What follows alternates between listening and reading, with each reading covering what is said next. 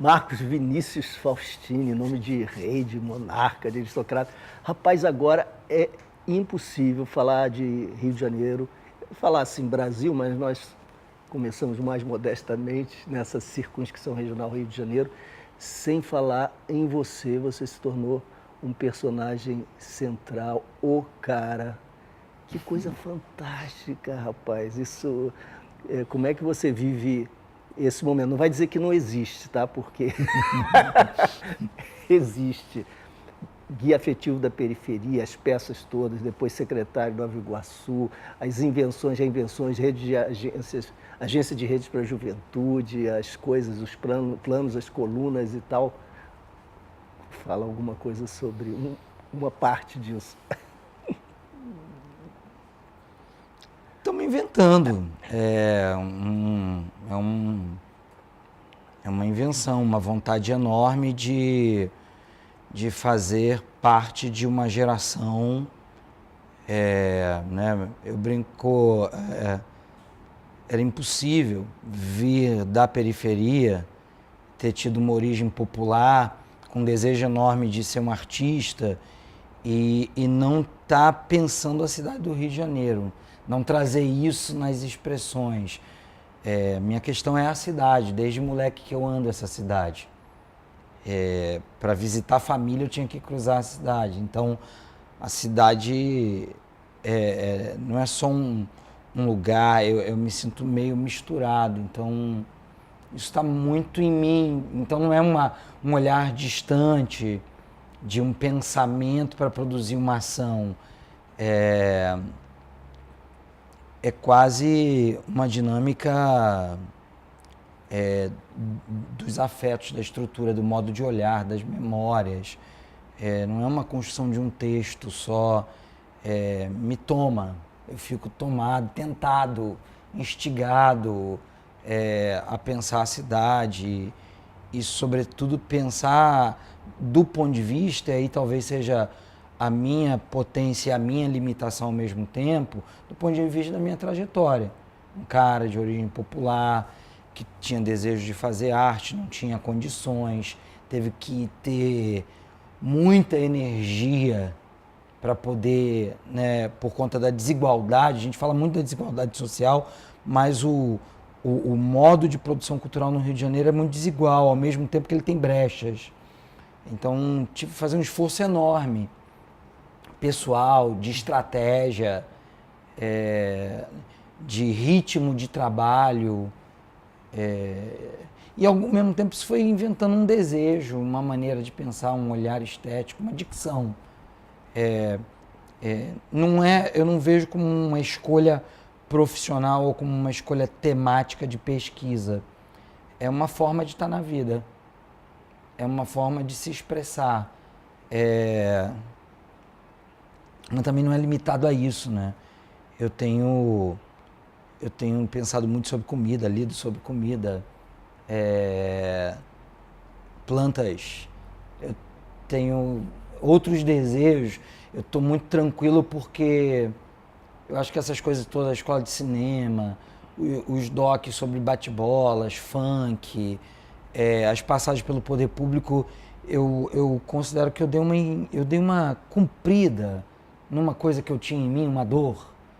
Eu estou com mais precisão um pouco de dizer as coisas que eu queria dizer desde moleque. Então agora eu estou tendo a tranquilidade também de experimentar outros assuntos, sem nenhuma culpa.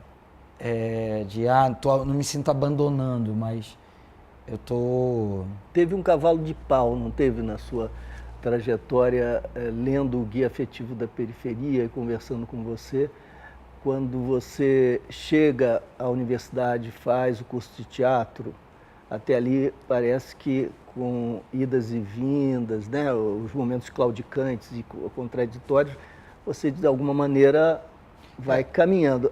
Quando você estreia como diretor, tem um prêmio nacional, faz o Guarnieri, eles usam black tie, e Dom Casmurro, aliás, não era o nome, não era... Era Captura, uma adaptação que a gente já fez desde a escola. Mas, enfim, grandes trabalhos no teatro. nesse momento não tem uma interrupção e você resolve voltar? Foi quando a parceria com o Guarnieri, porque primeiro tem a coisa da escola de teatro, né? Que não chega a ser uma faculdade a escola de teatro. Ela é agora é considerado faculdade, mas na época terceiro era grau, super, né? Era o que? Era a escola superior, Martins Pena? superior tecnológico, né? Que agora é reconhecido como. A escola me deu método e me deu uma maneira de entender a história da cultura, uma maneira, até ali, eu brinco que eu era um bárbaro, eu não estou fazendo charme, não. Eu era energia e pergunta e resposta, ação e reação. Escola me traz um método e eu tive que batalhar muito para fazer essa escola. Era à noite, então voltava para o Cesarão de Santa Cruz, saía 11 da manhã, 11 da noite do Campo de Santana, pegava 2 ônibus, chegava em casa 2 da manhã. Foi uma... E trabalhava durante o dia? Eu larguei o trabalho, eu decidi largar tudo e aí ia pedir dinheiro no sinal para poder ficar na escola, fazia pequenos trabalhos, né? Festa, e lia muito nessa distância. Porque antes você tinha... Trabalhei em Banco do Brasil, trabalhei em cemitério, trabalhei em tudo. O do cemitério sempre... Isso. Um jovem pobre, urbano, que queria fazer arte, um jovem pobre dos anos 80, né? Brinco que eu sou da época da intrusão social. A gente éramos poucos e... Você lia muito, você está dizendo que você lia muito no ônibus e tudo, mas eu era um bárbaro ali. Apesar do movimento estudantil, tudo era muita referência. Olha, eu já lia literatura, já lia Fitzgerald, já lia por causa do Círculo do Livro, A Boa Terra, Dostoiévski. Política lia também. Política, por conta do movimento estudantil. Muito teatro, muito cinema. Às vezes eu me via no MAN, vendo sozinho aquelas mostras de filme que ninguém vai ver, e eu lá, com um esforço enorme de tentar entender os códigos. E andava muito pela cidade e ouvia música, que música você ouvia? Muito rock, né? Naquela época. Rock, o funk entrava para ir ao baile, porque eu era um roqueiro que tinha que ir pro pagode e pro funk para encontrar menina, porque nessa época não tinha menina roqueira, metaleira, punk, isso é uma novidade dos anos 90 para cá, que eu já não estava mais nessa vivência dos bailes, da prática musical na cidade. Então a escola me deu método e rapidamente, como eu tinha que empreender, então fui fazendo projeto escola, porque eu queria estar perto das pessoas de teatro. Praia, não era sua praia. Eu tinha ido muito à infância na praia de Ramo, Paquetá, Flamengo, as minhas... Então eu estava numa ressaca e num mergulho direto de preciso fazer algo, é aqui que eu quero estar. Então eu comecei a trabalhar operando som de peça, sendo contra a regra, porque é teatro que eu quero fazer. Então eu quero estar perto, quero aprender. Então eu operei som do Flávio Marinho, contra a regragem da Bia Lessa, e pedia para ver peça. E eu pensava assim, né? Eu já falei isso até. Sou pobre, feio e moro longe. Para eu viver nesse negócio de teatro, eu vou ter que dar um jeito. Quero estar perto disso, isso é bom.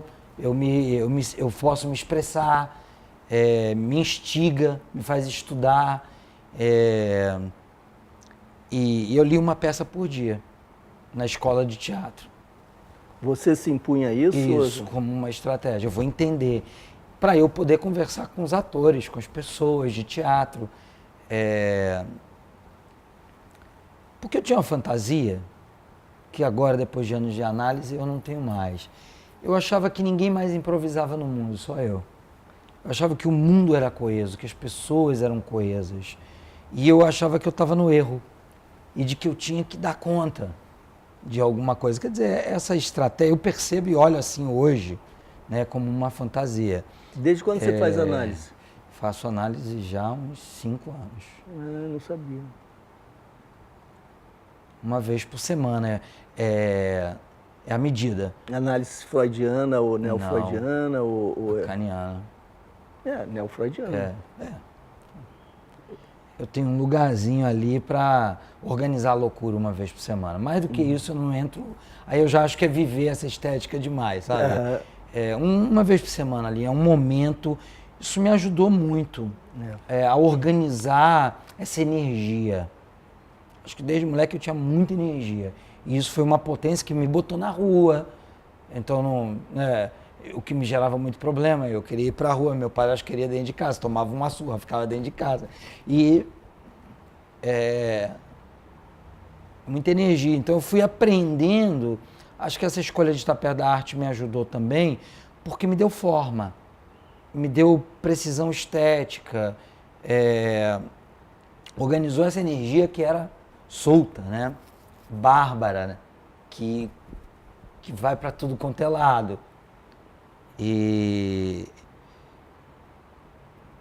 aí eu comecei a montar peça com um grupo de pessoas que trabalhavam comigo na escola de teatro, que eram da minha turma e de outras turmas também. Deles o Barnabé continua trabalhando até hoje, o Francisco Salgado, a gente é da mesma turma. Tenho um orgulho muito grande de estar com gente há muitos anos. O Damascena, que vem da mesma rua que eu no Cesarão. Ali eu começo a montar peças e a estratégia que eu montei de produção, de fala, deu certo. Um dia eu ligo para o Guarnieri do Orelhão da Escola de Teatro, me apresento como diretor do Rio de Janeiro. São essas brechas que eu acho que o teatro tem, né? O teatro... E tem umas brechas do Rio de Janeiro também, do Penetra da Festa. Então... Eu ligo para ele, a gente fica 2 horas no telefone e no outro dia eu vou para São Paulo para conhecer ele. E aí ele adora a leitura que eu fazia do Black Tie como uma discussão familiar e monto o Black Tie e a gente acaba ficando parceiro e ele escreve uma outra peça. A Luta Secreta de Maria da Encarnação, que é uma peça interessante, que é a primeira personagem de origem popular do teatro brasileiro que tem a sua ação no campo da memória. O personagem de origem popular sempre está lutando pela sobrevivência, nunca tem o plano da memória como um campo de ação dramática. E era uma mulher que vivia na rua, que lembrava da sua vida. E vinha a história do Brasil, um tanto quanto didático, mas tinha ali uma coisa interessante. E a peça era uma estrutura de produção muito grande, ela foi encenada em São Paulo, eu pensei, caramba, tô como agora, né? Chegar em São Paulo como diretor de teatro e fui para São Paulo, passei um tempo lá, dirigi. Era uma coisa muito grande. A peça não merecia aquilo, não precisava ser um musical, porque o produtor é muito mais dono da peça do que a gente. Era uma empresa produtora, não o produtor executivo, a empresa produtora. E a produção ficou maior do que a estética. E a peça foi um fracasso. Essa segunda, não o Black Tie? Não, Black Tie. Não, foi bacana o Black Tie. Pude trabalhar com atores conhecidos, atores de TV, gente que vinha comigo, misturava esse modelo, mas eu acreditava nessa época, pode parecer charme falar, mas eu tinha uma coisa romântica de achar que o teatro ia mobilizar as pessoas. E eu ficava meio assim, as pessoas indo sair para jantar depois da peça. E eu comecei a ver, o teatro não vai operar um pouco como peça, como modo de produção de montar a peça, não vai operar o que eu estou querendo fazer com a arte.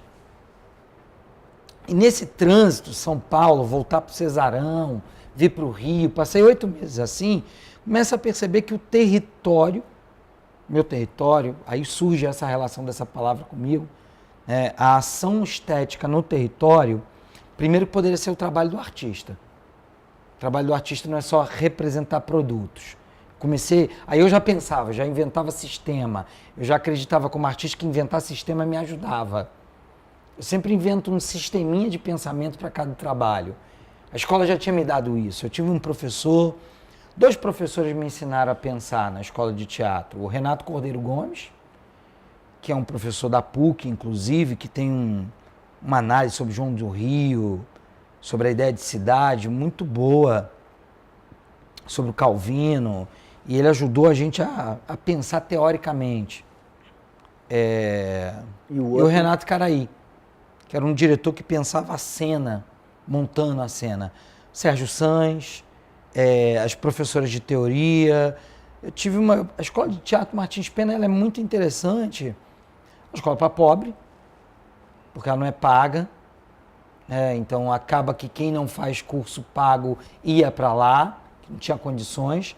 Na verdade, no começo eu queria fazer escola de cinema, mas tentar a UF significava não trabalhar. E o teatro, de alguma maneira, já fazia você trabalhar, né, numa festa, depende só do seu corpo. E isso me encorajou mais. Então a escola foi muito importante, ao mesmo tempo ela tem vivência, a turma fazia muita coisa e foi uma época muito boa. Que anos foram 93 a 96. Foi tardia a minha chegada na escola de teatro. Eu demorei a me encorajar. Você hesitava antes? Hesitava porque eu recebia um receituário em casa de coisa de vagabundo, coisa, né? Uma família popular não espera que seu filho faça uma escola de teatro. Hoje isso já mudou, mas naquela época, até porque minha família é uma família antiga, não de jovens, né? Isso era uma coisa... Até eu convencer, depois que eu entrei para a escola, a coisa ficou... Quer dizer, você foi filho temporão, isso que você quer dizer? Uma família... Não, eu fui filho único, né, da relação da minha mãe com meu pai biológico. Ela é uma mãe solteira. E com meu padrasto, que passou a me criar ali. A gente tinha um pouco de atrito. Um gap etário muito grande. Ele tem 94 anos, é um homem incrível. Uma história de vida incrível a dele. Filho de uma ex-escrava com português. Foi um dos primeiros motoristas de ônibus do Rio de Janeiro. Eu estou um pouco colhendo as histórias dele de ônibus. Você tem que registrar. Eu estou registrando. A história dele é incrível. Ele um dia desse me falou, existia uma profissão chamada trocador de pulo. De pulo?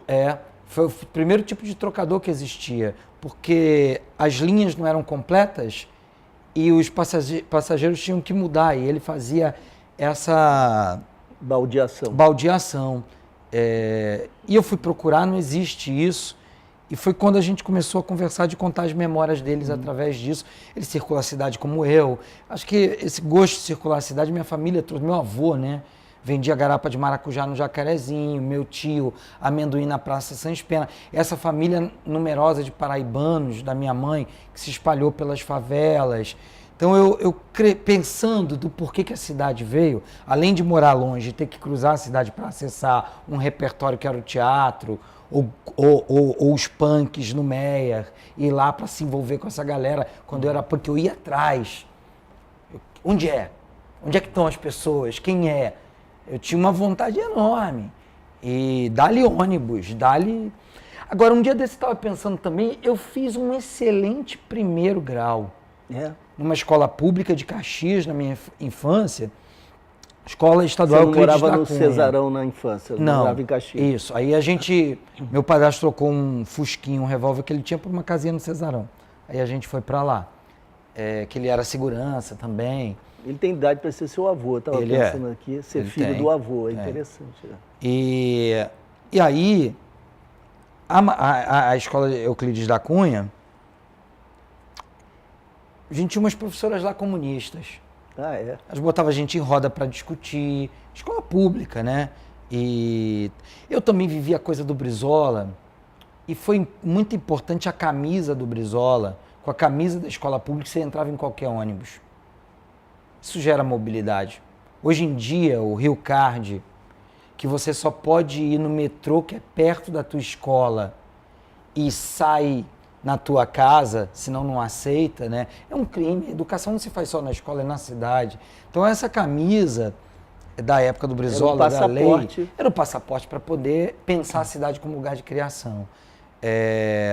Muito trabalho, então essa família que me encorajou, olhando hoje assim, eu penso nisso, né? Por que essa coragem de andar pela cidade? Porque desde moleque eu tinha que visitar uma tia na Cidade de Deus, ir pro lote 15, cresci nos ônibus, junto com a tia, vai para lá, vai isso, aquilo. Então, na juventude, eu já estava encorajado, um pouco ao contrário de alguns amigos de comunidade, para andar pela cidade. Não, vamos lá, vamos no supermercado. Você nunca respeitou gueto, né?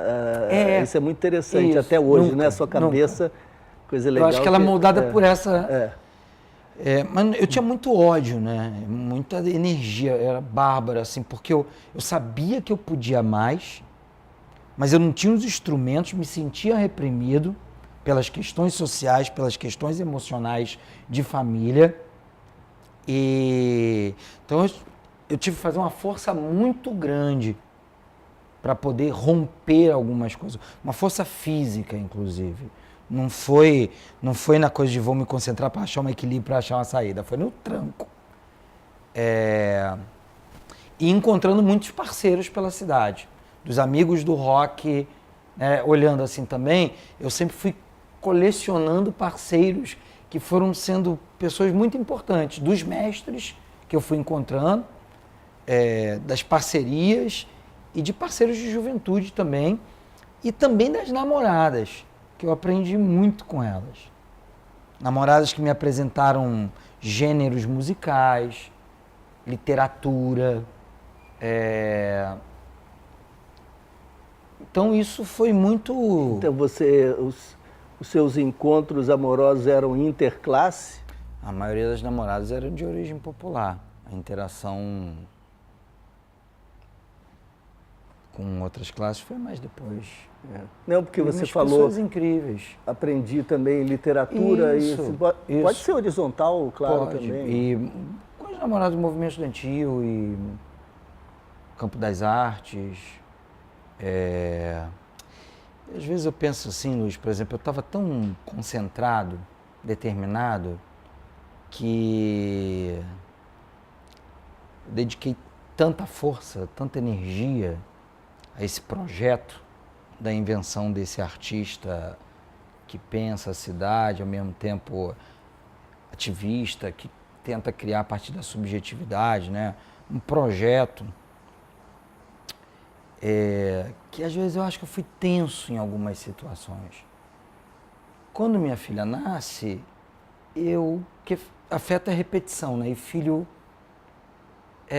se repete, isso traz um outro tempo, espaço para mim, e aos poucos alguma coisa vai mudando ali. Ela fez 14 anos, 14 anos, uma menina incrível, eu aprendo muito com ela. Uma devoradora de livros. Eu não imaginava que isso ia acontecer. Que legal. Um grande presente, eu posso ser filho novamente sendo pai. Revivendo coisas. Ontem eu estava conversando com ela, a gente estava tomando mate, e ela, sabe, eu acho que a criança, né, o gesto vai para um lado e a fala para o outro. Então eu comecei a perceber que ela estava argumentando, usando gestos de uma maneira numa mise-en-scène, a convencer o que ela estava falando. Eu disse, caramba, esse sujeito aí está começando a se organizar para o mundo sociável, adulto, da expressão dos afetos, e é um outro momento. Eu tenho trabalhado muito isso na minha cabeça eu sou um cara de origem popular, mas eu não tenho mais só uma condição de origem popular, eu sou um cara hoje de camadas médias. E tenho trabalhado muito estou começando uma outra coisa agora, que não é abandonar a causa, que não é nada, mas um outro modo de olhar tudo isso. Mas antes de chegar, talvez fosse interessante retomar aquela primeira virada, o primeiro cavalo de pau, quando então, você... Eu vou para São Paulo, a peça, grande elenco, Sueli Franco, uma querida, linda, Vanessa Gerbelli, Everton de Castro, cenário do Serrone, orquestra, música do Renato Teixeira, Carmo Dalla Vecchia, que estava começando, um grupo de atores de periferia lá, um musical, né? Foi um desastre. E subi até a montanha e desci aos Trobolhões. E foi muito importante isso ter acontecido, porque eu vi que eu não queria entrar, não daria conta do meu projeto de forma de estar na vida, afetivo, de pensamento e ao mesmo tempo de pensar a cidade, montar espetáculos teatrais para serem vistos em casas de espetáculo apenas. Tinha algo aqui que era pensar a estética como mobilizadora. Hoje eu acho que eu já arrumei um lugar, eu acho que de alguma maneira eu estava depositando também muitas coisas minhas dentro de uma peça que a peça não precisava ter. Hoje eu acho que eu já entendi que eu tenho um outro lugar. O Calvino fala muito no Seis Propostas para o Novo Milênio. Uma delas é a precisão. Ele tira da precisão a ideia só rígida, militar, ele dá uma ideia da precisão do afeto, e eu busco muito essa precisão hoje. O que cabe em cada lugar, como organizar a energia. Não é uma racionalidade, mas como se envolver ali para os afetos irem naquele campo, né? Como não criar expectativas extras. Então eu volto para cá e digo, tá tudo errado para um grupo de pessoas que trabalhavam comigo, vamos começar tudo de novo. E aí a gente criou o projeto Reperiferia, que era o conceito central, que era esse conceito de demonstrar que, primeiro, a periferia não era apenas um lugar folclórico, tinha uma potência ali contemporânea, e o segundo, um pouco pensar a desigualdade no modo de produção cultural, né? Uma outra representação da periferia através da subjetividade e não da identidade, ação no território como um foco e não representação do território, e ao mesmo tempo uma discussão de entendimento de que não bastava só a representação estética, tinha que entender os atores sociais e colocar mais atores sociais de origem popular dentro do campo, que isso mudaria a estética também. Começa a se desenhar esse projeto, que hoje está um pouco mais maduro, com as experiências da escola, da agência. Tem uma sincronicidade, me parece, aí com o trabalho do Jailson Souza, não é? Eu conheço o Jailson num debate, numa mesa. Na verdade, a gente se viu, eu estava dando uma entrevista, porque aí eu pego uma câmera quando eu volto para o Rio, eu pego uma câmera e vou filmar. Eu faço um documentário sobre... Clóvis? Não, antes disso, era eu sozinho, e eu começo a filmar um documentário sobre atores que não conseguiam entrar no mundo, no mercado. Então eu filmo um travesti que queria ser ator, um rapaz que tinha vindo da Bahia para tentar ser ator no Rio, um menino que estava fazendo Cidade de Deus, morava na rua. Aí em contraponto a Fernandona, que eu tinha conhecido nisso, chama-se Chão de Estrelas. O documentário foi bem recebido. E isso me deu precisão. Ouvir e não só falar. E montar, né? Então vou fazer esse documentário e isso vai mudando, inventariar, ali começa. E quando eu fui dar uma entrevista sobre esse documentário num canal de TV, eu já tinha lido o livro do Jailson, já sabia quem ele era, a gente se cruza no corredor, os dois. E você, cara, e trocamos, a gente não se falou mais, depois a gente se encontra num debate. Ele estava na mesa, eu também, eu faço uma fala, ele também faz uma fala, e a gente diz, cara, a gente não pode estar mais tão distante, a gente tem que ter algum tipo de diálogo. Isso foi em? Isso em, 2001?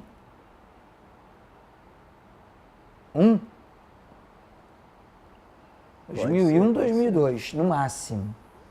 Eu conheci Jailson em 2001. Ele tinha assim, lançado mas... o Porquê Uns e Não Outros, e eu tinha lançado o Chão de Estrelas. É isso, 2001, 2002. E ele começou a falar sobre o lugar da carência, que a favela não poderia ser vista pensada dessa maneira. Como a carência. Uma grande contribuição. E ali eu percebo isso e vou pegar isso e levar até as últimas consequências. Como estratégia, como método, como é que pega isso aqui e desdobra isso. E aí a gente começa a montar método, a ação no território, e que eu acho que essa foi a grande coisa nossa, assim, perceber o território como uma ação estética e como memória. Então a gente cria a Escola Livre de Teatro, a Escola Livre de Cinema, Isso já em Nova Iguaçu, ou antes? Não, a escola de teatro foi em Santa Cruz. Aí eu faço documentário sobre os Clóvis. Tentando fazer uma análise dos Clóvis como contemporâneos, a fala deles mesmo. E a gente consegue estrear o filme nos cinemas. Sem dinheiro nenhum. E a Escola Livre de Cinema já foi em Nova Iguaçu? Já foi em Nova Iguaçu. Porque a gente já tinha alunos lá e o Lindbergh estava lá, mandou... vem aqui, quero saber o trabalho de vocês. Ele leu a matéria sobre o filme. E aí esse cara está em Nova Iguaçu. E... Você estava em Nova Iguaçu, né? Já com alunos de teatro. E aí começa. Ali também, a escola. Você assume a Secretaria de Cultura? Depois do trabalho da escola, né? Foi depois. Porque aí ele vê a escola e diz, vem aqui ajudar a gente. E isso foi um grande desafio, escrevo o guia afetivo. Sim. Porque precisava escrever alguma coisa para estar no poder público, né? Alguma coisa estética eu tinha que fazer para dar conta ali do tranco. Foi um grande aprendizado. E eu acho que essa coisa do território e do sujeito do território é uma contribuição que a gente trouxe assim, no campo, né, desse campo de cultura de periferia, da própria arte, assim, de vamos pegar o território, não como uma memória pura, né, mas como atravessamento. A gente fez uma coisa na escola de cinema que eu considero que foi um momento que deu mais um clique na nossa cabeça. A gente fez um projeto chamado Coletores de Imagens, que a gente fazia filmes sobre como as pessoas guardavam fotografia dentro de casa. Ao invés de filmar o pobre, o que a senhora acha da rua, tá ruim, né, e botando ele como uma fala demonstrativa da hipótese do diretor, vamos investigar. Então a gente descobriu pessoas que guardavam sacos de foto em celular, foto disso. Então tinha uma subjetividade. Eu já tinha aquele coisa ali de que... Porque eu cresci numa família, essa família da minha mãe, de paraibanos, eles produziam muitas fotos.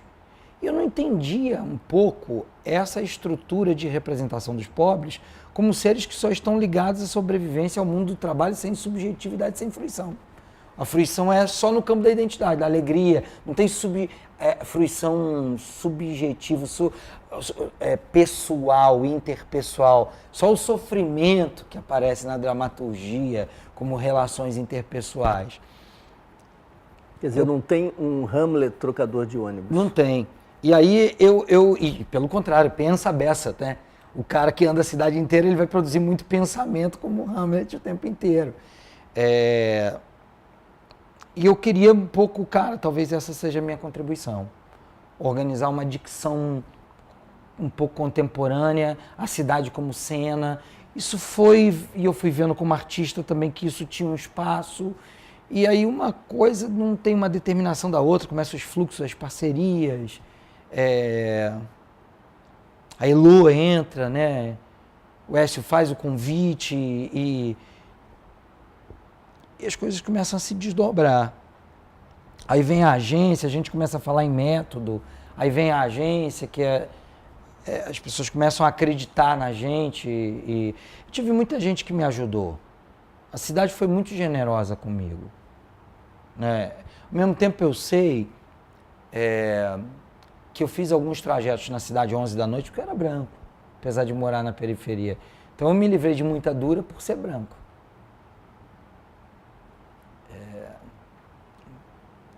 Então,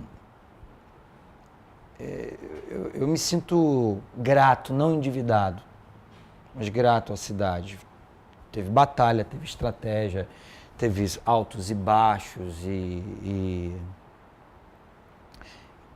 minimamente o que eu tento pensar é assim, cara, e um pouco a agência foi a partir disso também, de pensar como pensar isso. Se eu fiz uma trajetória vindo de origem popular, que eu consegui gerar uma mobilidade subjetiva e objetiva na minha vida, isso pode virar um método para mais pessoas como eu. Porque é muita dor, cara, você ter um desejo e não poder expressar esse seu desejo economicamente, né? Essa coisa de já moldar um moleque com 14 anos de idade, um moleque pobre, cheio de desejo, cheio de vontade de se expressar, não, você vai ser isso. O país perde, porque ali pode estar um imaginário que vai recombinar novas coisas. Não pensar a economia a partir do desejo da pessoa é um erro econômico para o país. Você só pensa economia a partir dos processos de produção que já estão dados. Então, vê a pessoa como mais uma peça.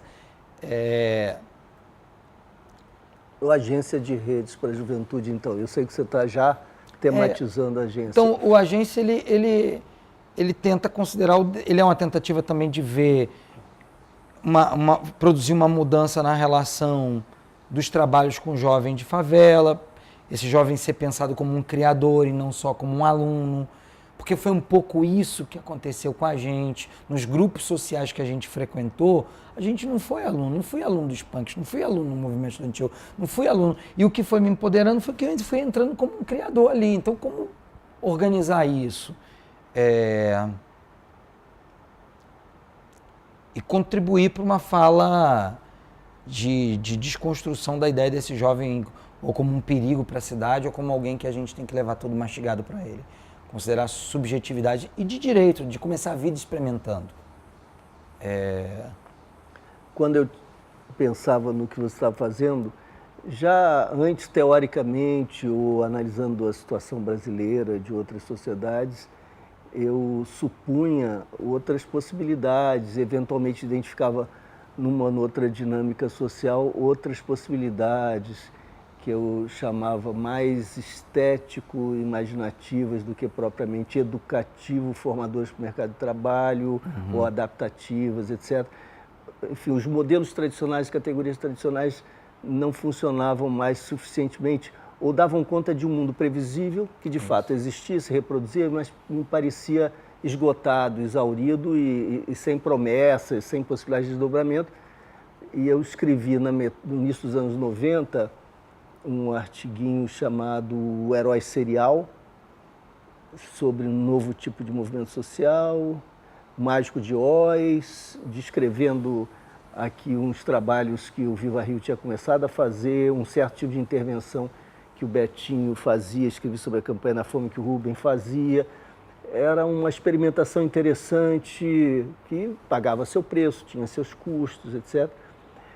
Mas depois o Rio de Janeiro floresceu no pântano, porque as crises se sucediam, e surgiam assim, personagens que pensavam a cidade, que agiam e que eram extremamente interessantes e que formam uma espécie de seleção, de grande elenco, a seleção carioca que joga um bolão. Então o Guti começou a retomar o velho fio do CPC, né, do Centro Popular de Cultura, mas numa clave muito diferente. Ele não ia à favela, ele morava na favela. Né, hoje é uma das maiores escolas de teatro desse país. Uma escola que reinventou uma ideia de corpo, da presença da figura popular. O Vidigal tá indissociável, exatamente. O Jailson repensando, com a Eliana Souza também, a Redes para Maré, o Observatório de Favelas, etc. O Celso e a CUFA reinventando o movimento social e a sua relação com comunidade, territorialidade, representação, falando um discurso próprio, com um Bill numa clave mais estética, etc. O Júnior com essa intervenção tão forte, né, com uma pegada de produção muito boa, cruzando. Eu acho que eu só estou aqui por causa dessa geração. Não, mas você está no centro disso, você é parte desse time, o jogador crucial desse time, e está em diálogo com eles. E eu acho que uma compreensão hoje do Rio de Janeiro exige a compreensão não só do que cada um de vocês, dos craques, cada um está fazendo e está reinventando a cada momento, porque ninguém está confortável, como o que vocês estão fazendo em conjunto, mesmo talvez sem toda a consciência de que estejam fazendo em conjunto, numa desarmonia polifônica e em algum nível harmônica, não é? E, bom, fiz essa digressão para voltar ao ponto. Então, eu tive o privilégio de escrever lá na apresentação do Redes, na agência de redes, né, fazendo uma leitura, uma interpretação do que você fazia, e foi a experiência que me permitiu colocar em termos empíricos e práticos as concepções teóricas que me pareciam interessantes, que estavam à espera de uma aplicação, digamos assim, né? Você estava inventando isso, exigindo um outro olhar, porque as pessoas faziam as perguntas e as respostas eram sempre sobre as faltas e as carências também. É educativo? Quantas pessoas ele forma e forma em que disciplinas? Sim. Não, não é. Ele leva ao mercado de trabalho diretamente? Não, não é esse o propósito diretamente. Então ele dá uma bolsa para que as pessoas então façam o que queiram, simplesmente, também não é isso. Ensina algum esporte? Ensina arte, não é isso. É um psicodrama. Não, aí você diz, é um ambiente estético, imaginativo, as pessoas já vão se retirando da sala, assim, ó, o meu dinheiro ele não leva, né, o formador. E isso exige uma revisão de conceitos num nível que atinge profundamente a política de um lado e a estética do outro. Poder público, modo de pensar. Por isso que a gente faz uma exigência de produção muito grande em todos os nossos trabalhos, porque a gente sempre foi muito questionado. Quer dizer, eu fui questionado desde minha mãe e meu padrasto, né, de fazer arte. Então teve que desenvolver. Eu acho que essa capacidade de trabalho foi porque a gente foi obrigado a desenvolver uma estratégia de produção para mostrar, ó, realizamos. Primeiro foi realizar. A gente é capaz de realizar. E a outra não, tem um sentido, tem produção, mobiliza. Eu prefiro a palavra mobilizar que impacta o resultado. Mobiliza desejos, mobiliza parcerias, mobiliza. Que campos mobiliza esse projeto? Que novas oportunidades ele mobiliza? A função de um projeto é mobilizar, né? E aí a agência... Por que é um ambiente estético? Explica isso para as Porque pessoas. Eu acho que eu fui descobrindo, então, né? Eu fui criado no movimento estudantil na coisa do marxismo. Eu era um militante de base, um bom militante de base. Lia, interpretava e respeitava o Comitê Central e fazia ação. E na arte também, lia o texto, interpretava o texto, depois representava o texto. Era um diretor de ator e texto, né? E a própria experiência da agência, eu tinha um outro lado que às vezes eu acho que eu colocava só quando eu escrevia, que é mais errante, e não de representação, é de combinações, combinatórios, que a agência me permitiu experimentar também. Então a ideia de que o artista, ao invés de produzir um produto que seja a síntese de um assunto, que diga, olha, esse assunto aqui significa isso, produzir um quadro, produzir uma peça que é uma síntese. O artista ele pode ser um disparador de um ambiente. O trabalho do artista também é disparar um ambiente, e nesse ambiente as pessoas também estão ali em ações estéticas, né? Então você cria formas, dispositivos, então inventários, é um ambiente de ação, de dobras. E aí um pouco de estudando documentário que me veio isso, então eu retiro a estratégia de dispositivo que eu aprendi no documentário, que depois eu fui estudar cinema, né? Para o campo da ação, da metodologia e da pedagogia de trabalho popular. Quer dizer, eu vou reoperando conceitos. Então esse conceito aqui é sobre favela, então vamos botar isso dentro do jovem. Eu me sinto um operador e eu considero que o artista é também um operador e não um revelador. Eu brinco que por dentro nós somos um organismo, por dentro nós somos um problema da ciência. A gente existe entre, né? Eu não sou profundo. Eu sou superficial, porque a superfície me leva longe, eu me conecto.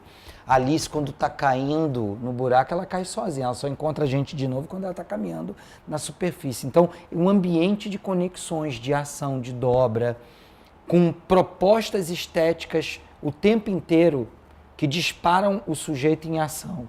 Ele não tem que fazer para demonstrar que aprendeu um conteúdo. Ele não tem que fazer para demonstrar que está aprendendo, né? A gente cria situações a partir do desejo dele. Eu acho que isso é a coisa mais importante dessa experiência. Escuta o desejo desse jovem, que quando a pessoa vem com o seu desejo, ela passa a se relacionar com aquilo de uma outra maneira. E ofertar também, acho que foi um acerto ali, não trabalhar só com jovem engajado. Vamos todo tipo de jovem da favela. Não vamos pegar só aquele que vai falar coisa bonita pra gente, que a gente quer ouvir para melhorar o movimento social. Vamos do evangélico ao que quer ser só empreendedor e vamos criar um ambiente para essa galera conviver dentro dessas estratégias criativas, aumentando o direito dele na cidade. E isso me mobilizou como artista. E um pouco, caramba, a arte contemporânea dá essa possibilidade ali, né? Fazer arte fora da arte é uma maneira de fazer arte. Isso, então eu continuo artista e com mais eficiência até do que as peças, do que então a agência tem uma relação interessante com arquitetura e com urbanismo também, né? Sim, que são também os flertes que eu vou fazendo por conta do bairro escola. Se for pensar, né? Verdade, eu acho que isso tudo vai trazendo ali. Porque você falou todo o tempo em ambiente estético. Isso. Quer dizer, você pensa num ambiente, num espaço. Território e sujeito, né? É sempre a o território é a invenção dos sujeitos, assim. E um pouco me incomoda essa ideia de que o território popular é um lugar só de atendimento. Então vai lá para atender, e não de invenção. É uma contribuição, né? Então a agência ganhou esses prêmios, esse reconhecimento aqui. Acho que a cidade foi generosa. Eu me sinto muito responsável em corresponder à atenção que as pessoas, né, pessoas importantes, assim, e prêmios. E o prêmio também na Inglaterra, que possibilitou a ida para lá. Eu estou editando um filme que eu fiz lá sobre um dos jovens, e ele está andando no ônibus, e ele está pensando isso, pô, a escola formal.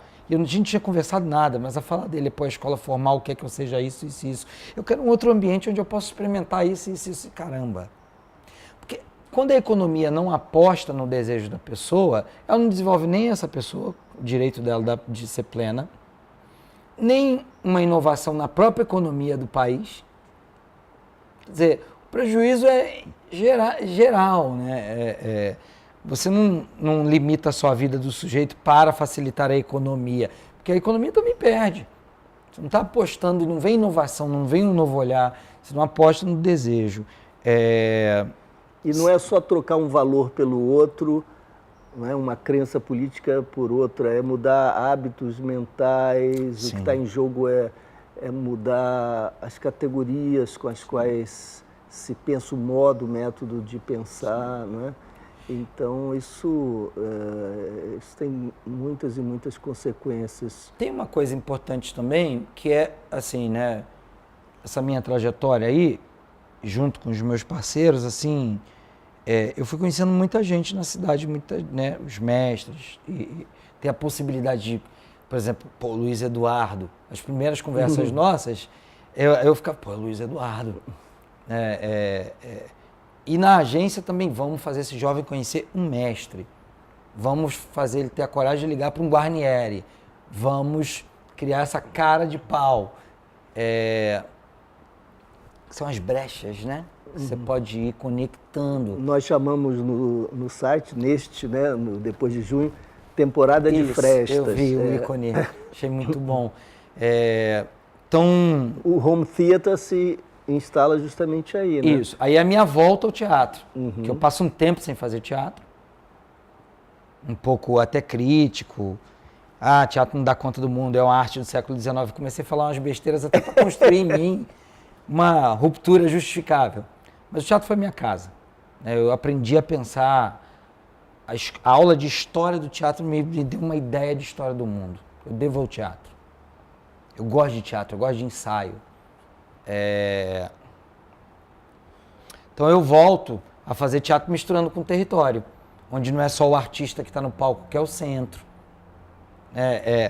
O Home Theater é um festival de cidade, que acontece em kitnet, favela, mansão, com história a partir das pessoas. Então o centro está em toda parte. Eu busco romper a ideia de representação. Explica o que é, porque muita gente O Home Theater é um festival de teatro, que a gente já fez uma edição aqui no Rio e outra em Londres, que acontece dentro da casa das pessoas, a partir de história dessas pessoas e de cenas também de atores que levam para dentro dessas casas. São 20 minutos de cena e depois um jantar é oferecido. O centro é tanto o jantar como a cena. E acontece em mansão, favela, bairro popular, e foi indicado a prêmio, o conceito, a estratégia, a estética, o conceito, né? E a gente fez em Londres, Próximo Home Theatre agora em maio, aqui no Rio, vem gente da Palestina, do País de Gales, de Portugal. Inglaterra, esse ano agora no final nós vamos fazer em 5 cidades da Inglaterra. Que legal. A Fundação Gulbenkian quer espalhar a metodologia por outros lugares. Então eu vou ir para a Palestina ainda esse ano para ajudar a fazer lá. E eu acho que só pude fazer porque eu encontrei uma precisão maior. Ao invés de só negar retoricamente, eu fui achando, né, uma operação para isso. E que é a agência no teatro, né? O método, é o ambiente, o centro em toda parte.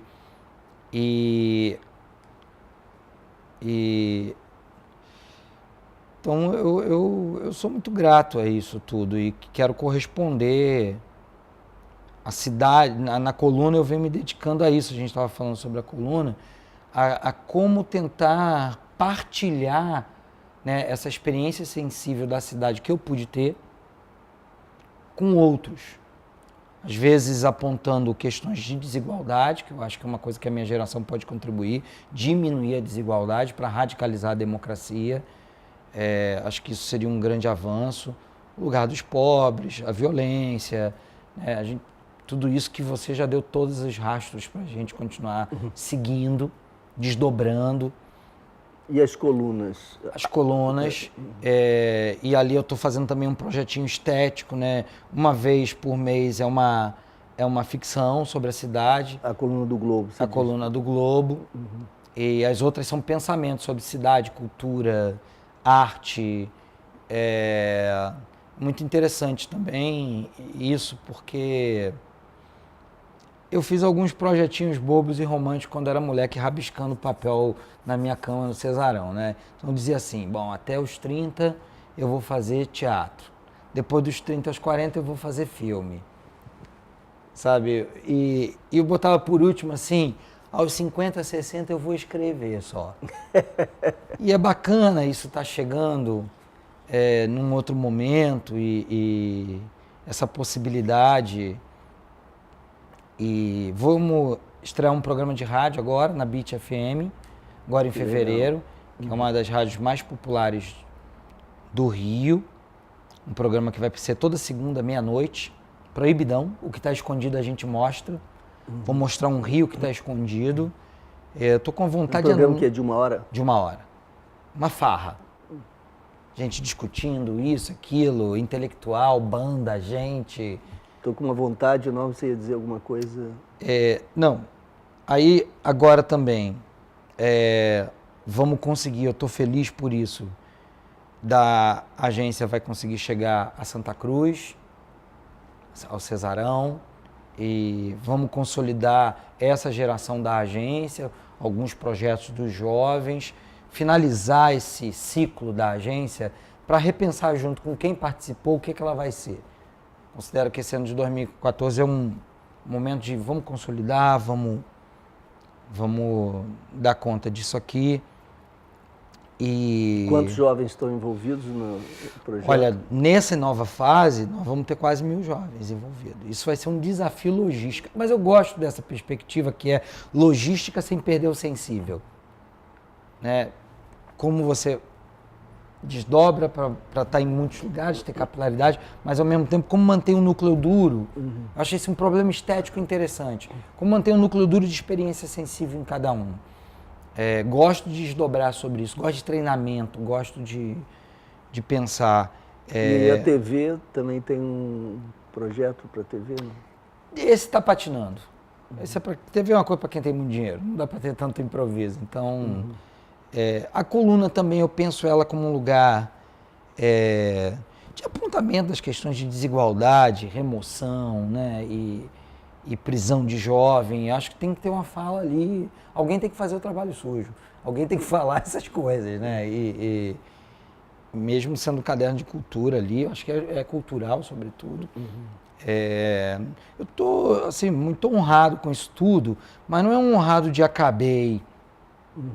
Eu estou fazendo um giro. Eu brinco que a minha geração é o José de Alencar da parada.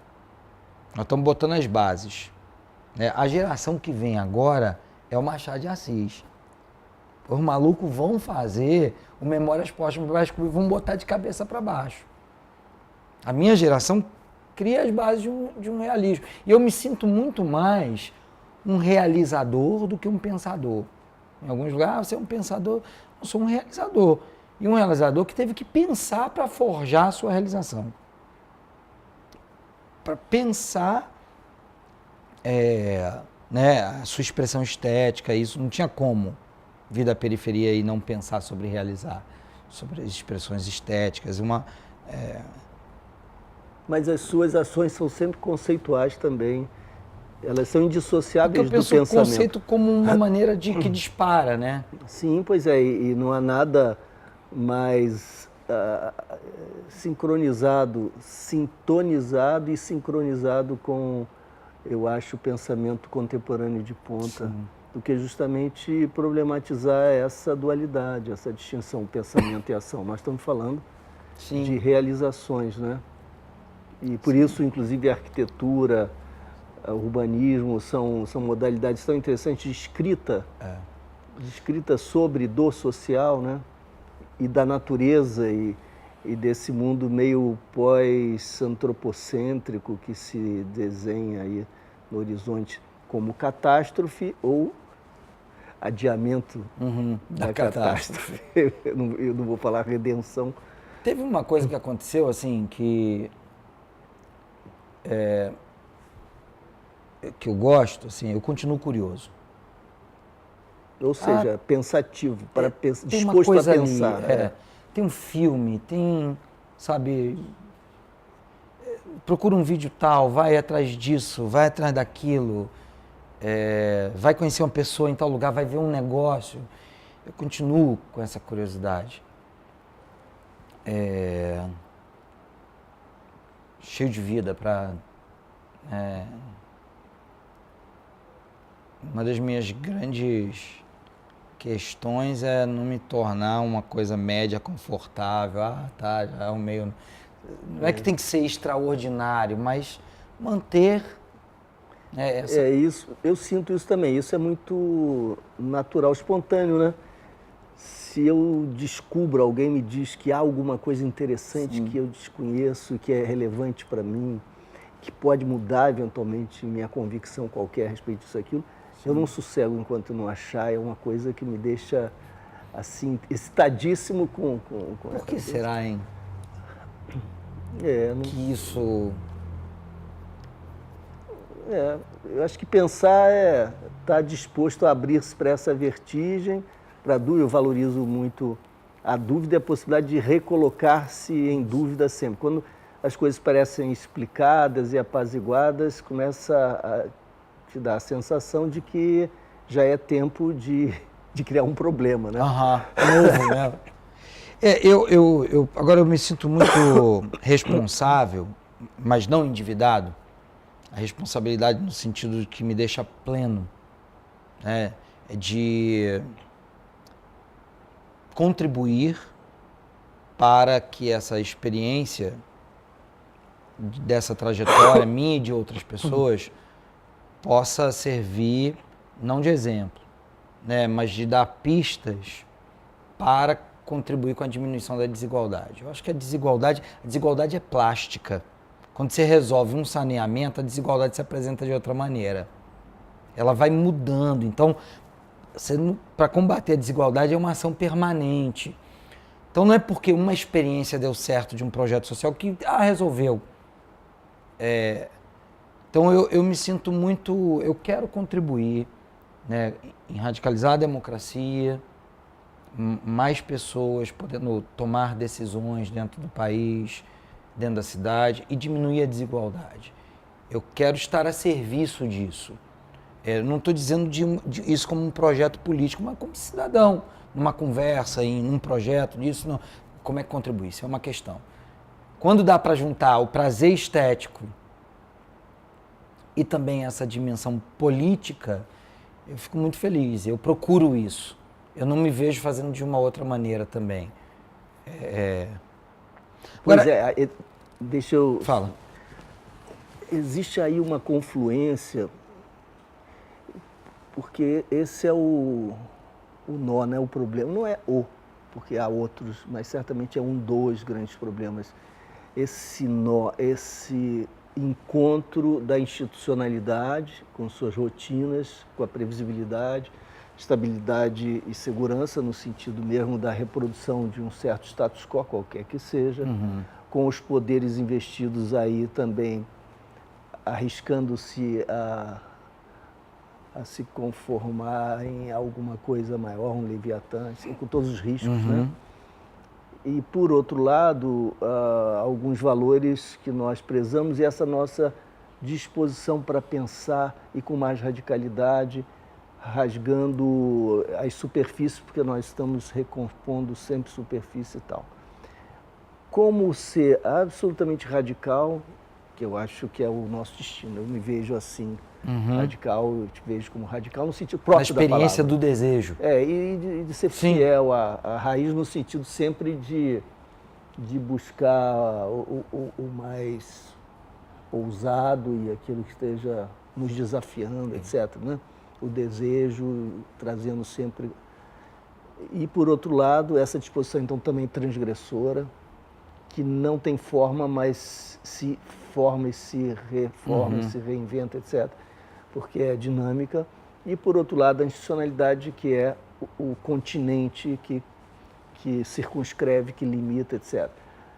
As ruas, sua explosividade saudavelmente anárquica, e o Estado, as suas competições, a sua mediocridade, os seus limites, etc.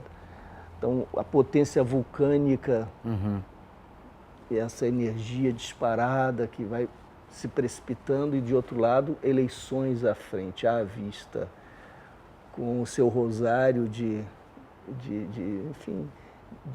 cenas conhecidas, repetidas, etc. Aí existe um embaraço muito grande.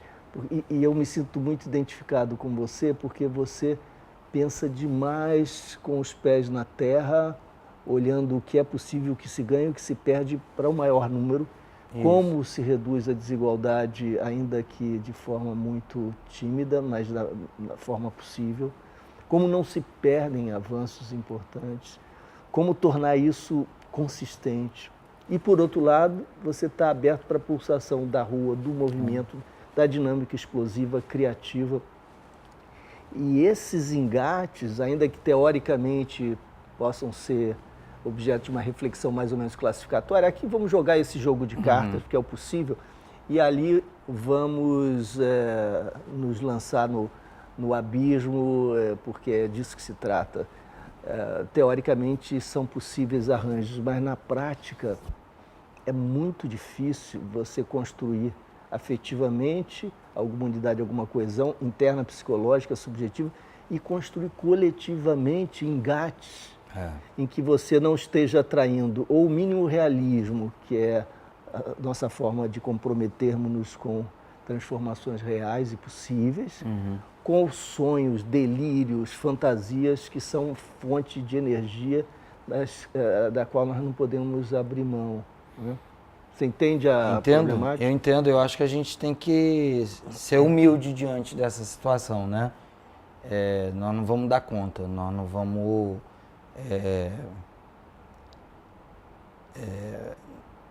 a gente não vai conseguir resolver a questão.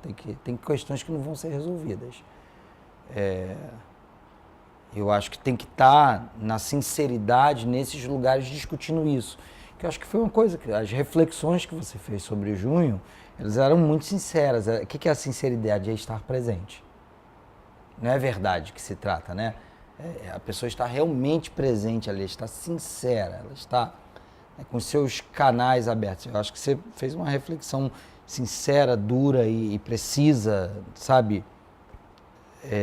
E eu acho que isso é relevante para esses momentos, onde as coisas parecem não se juntar. Então, eu vou estar aqui humilde, entendendo que não se juntam, mas sincero, apontando questões e costuras.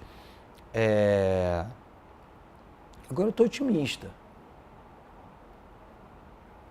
com tudo isso que está acontecendo. Eu estou otimista.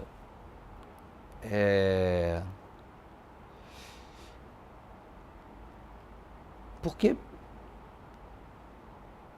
o nível de coisas protagonistas no país está aumentando, né? Tinham coisas que estavam escondidas que se tornaram presentes nas redes sociais, na vida, no cotidiano. Então, você tem gente conversando na rua, política, mídia, isso, não sei o quê, e novos nomes aparecendo. Eu tô otimista quando floresce as coisas. Meu medo é quando as coisas ficam invisíveis. Mesmo no caos, sabe, assim, não dando conta, quando aparece, eu acho isso importante. Não, eu também, fundamentalmente estou.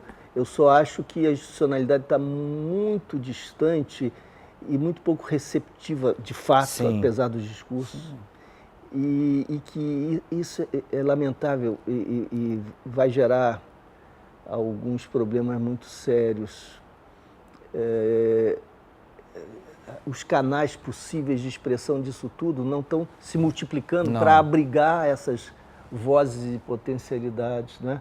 Perde. Pelo contrário, o repertório está se reduzindo. Sim, fechando. Sim, perde o país. Há uma reação muito grande, né, perde o país na ideia da história do nosso país, né? Uhum. É mais ou menos assim, uma cena em que Hamlet termina um grande monólogo radical e o seu interlocutor cênico lhe diz: quer uma Coca-Cola ou um cafezinho? Não entendeu nada. Mas eu acho que tem outra coisa se forjando. Eu não estou dizendo que isso vai dar conta, não, sim, ou vai tem inventar esse um outro processo lugar. de grande vitalidade. Agora, o que te preocupa? Qual é a linha de problema mais amargo para você? Que eu trouxe uma linha de problema amargo para mim. Eu acho que a questão da polícia reprimir manifestação é grave. Não é um desvio. Essa imagem, sentar em casa e ver essa imagem, reprimindo, matando, escondendo, eu acho uma imagem muito agressiva. Isso me preocupa, a naturalização disso. Sim. Porque não pode prender pessoa que está se manifestando. Não, e se você... Não pode forjar coisas. E se você situa isso no contexto dos crimes perpetrados pelas polícias no Brasil? Sim. Não pode matar jovem na favela, negro, entrar atirando. Não pode ter isso. Permitir essa máquina existir.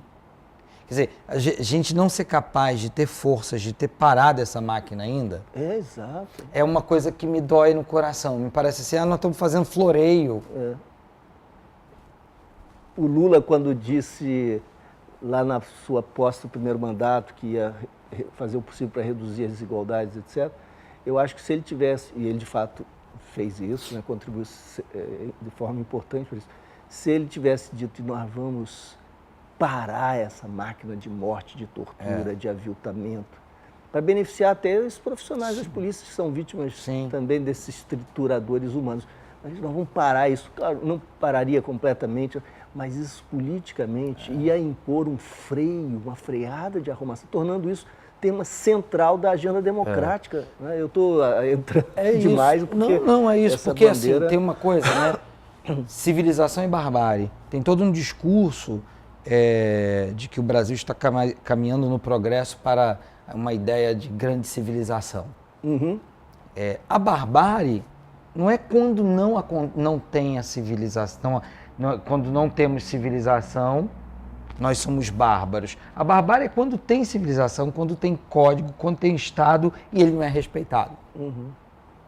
Né? A barbárie acontece quando os códigos não são respeitados. Então tem a lei, tem um governo progressista, mas dentro disso tem uma máquina de matar. Então tem uma barbárie. Então me assusta ter a barbárie dentro da civilização. E a gente permite isso, naturalizar isso. Naturalizar. Porque se naturaliza, Luiz, você sabe. Você é o que mais contribuiu com isso também, de falar o tempo todo. Faustini, como é difícil para as pessoas, de uma maneira geral, andar sem muretas, sem esses apoios. Fáceis. Né?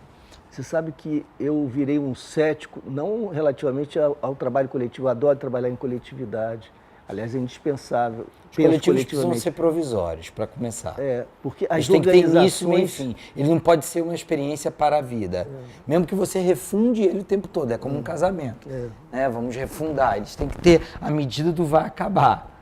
Para ele não... Porque isso talvez faça todo mundo estar mais inteiro ali com vontade de ouvir o outro, que isso vai acabar.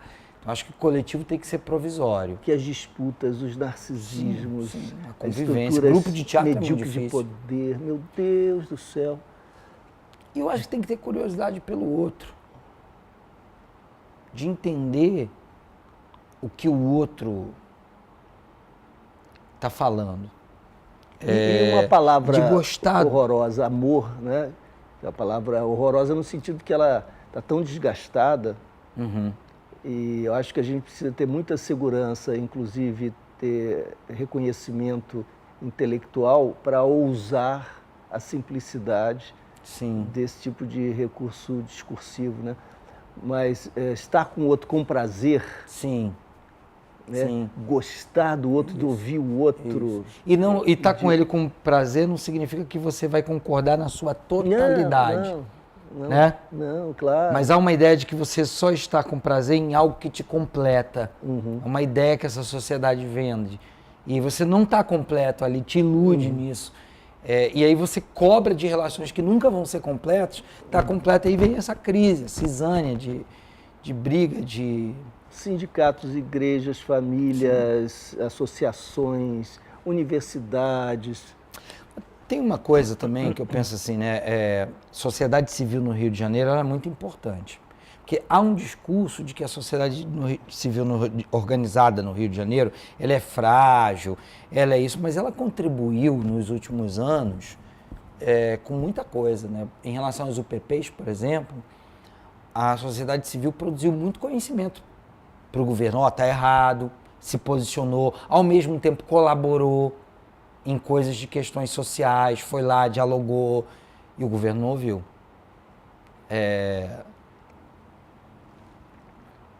Agora, é muito difícil, porque esses não são valores da disputa militarizada. E nós estamos num campo da política militarizada, militante, né? Polícia, Estado, luta, batalha, conquista, combate, tomada de poder, vitória. A política não está na dimensão da convivência social. O que o Sennett vai chamar de esquerda social versus esquerda militante. A ideia de esquerda militante ainda é uma ideia maior. E se diz que a esquerda social é uma esquerda social-democrata, que não quer fazer pequenas reformas, que adere ao capital. Captura muito uma juventude, né? O que às vezes me preocupa é que tem parte de uma juventude que está engajada, que não se interessa em compreender a complexidade da cidade. Que acho que a luta ali naquela passeata, naquele momento ali na Cinelândia, que alguns chamam de República da Cinelândia, dá conta. E acho que o resto da cidade está errado, as outras estratégias estão erradas, de pessoas do mesmo campo do movimento social. Às vezes eu vejo algumas dicções assim que eu fico, opa, isso aqui a gente tem que dar uma... Vamos conviver mais para poder mostrar a complexidade da cidade. Você tem toda a razão, você sempre chama atenção para isso.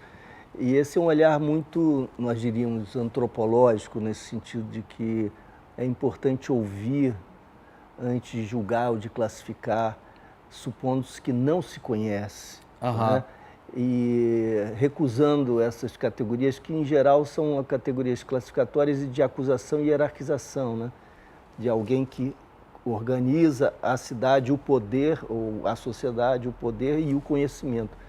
Então, o universo evangélico, por exemplo, a facilidade com que, estando distante de nós, nós somos capazes de rotular os outros, é uma coisa impressionante. Então, o importante é não permitir que nenhum grande outro se constitua, nenhuma coletividade se constitua distante de nós como objeto da discriminação, da estigmatização e da classificação, né? Então, há os evangélicos. Então, eu gosto de mergulhar. Vamos mergulhar nesse oceano. Nossa, é uma miríade de cosmologias, de disputas, de trajetórias, de encontros, desencontros. Um processo muito ativo, muito dinâmico. Aqui e ali cristalizações que de fato unificam, mas muitas rupturas em curso. É um universo fascinante, riquíssimo, cheio de problemas, de desafios terríveis, mas também de perspectivas muito interessantes. E olhar para tudo isso com uma facilidade que provém no fundo, de um certo elitismo intelectual, né? Preconceituoso, é muito pobre. E a juventude, que juventude? Quais juventudes? A favela, a comunidade. E é muito engraçado que as pessoas ficam, às vezes, muito irritadas com alguns discursos, porque consideram antipopular, burguês. E, entretanto, quando esse discurso é proferido por alguém que é popular, que vive na favela, etc., há aí um embaraço muito grande, porque se atribui a esse personagem, né? A grande... a fonte do conhecimento da verdade, e muitas vezes se surpreende com o discurso. Aí a explicação é, bom, está alienado, porque está sendo enganado por interesses alheios, etc. Mas se abrir para a pluralidade de vozes e para entendimentos diferentes é um senhor desafio. Por isso que eu acho que a gente tem uma tradição, e aí eu voltando à questão do ambiente estético, a gente tem uma tradição de pensar que o que nos liga é um bom programa, na ideia de que esse programa traduz uma verdade de mundo, da ideia de que esse programa vai ser algo que vai nos levar. Eu acho que, na verdade, o que nos une deve ser a convivência. Por isso, ambientes para criar junto. E aí eu não estou falando de idealização, de dar a mão, né? Não há nenhum designer disso. É inventar modos de... A ação gera convivência. Por isso, a ação o tempo todo. Ambientes virtuais também podem... Ambiente que se trabalha e ação, né? Agir, criar.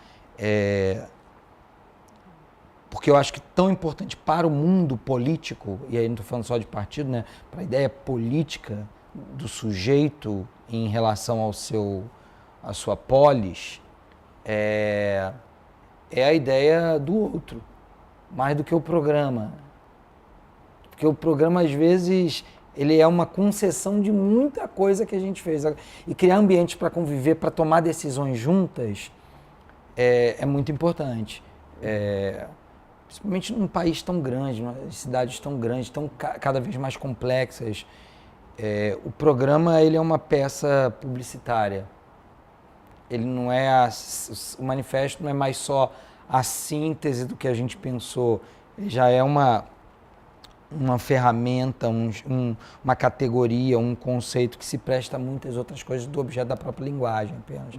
Então, considerar o ator social é tão importante como considerar a proposta. Então, considerar assim, conviver, ir lá. E a gente tem uma tendência na sociedade, pensando como a desigualdade se apresenta, não só como pobreza, de ouvir atores sociais que são de determinados lugares e outros a gente ir lá levar tudo pronto para ele não escutar ele. Né? Aperta a mão de alguém na favela e senta com pessoas mais médias. E eu acho que isso traduz essa nossa invenção do outro e uma certa hierarquização das relações. É difícil, não é fácil, não tem fórmula. Eu venho aprendendo, quando eu falo isso também, é para me propor a isso. Eu não falo isso como uma coisa resolvida, claro. É como bússola, né? Mas também, voltando a um tema seu, do método, e a uma proposta sua interessantíssima para a política de cultura. O trânsito é fundamental, a mobilidade é fundamental. Não só a mobilidade que reduz a desigualdade, mas também a mobilidade horizontal na cidade. Acesso a repertórios. Que também reduz desigualdade, né? Acesso a repertórios, territórios. Porque ter amigos, se você tem amigos, digamos, na favela tal, e você é de classe média, amigos mesmo. Isso. De verdade. isso muda inteiramente a vida. A vida. E a geografia interior, a geografia exterior, onde é que você vai aos fins de semana, com quem você se encontra, que opiniões você ouve, isso muda profundamente, né? Eu às vezes tenho umas sensações de que isso é realmente decisivo como método, né? Sim. Você educar seus filhos fazendo um esforço para que levar as suas ele... amizades sejam amplas, plurais mesmo, É.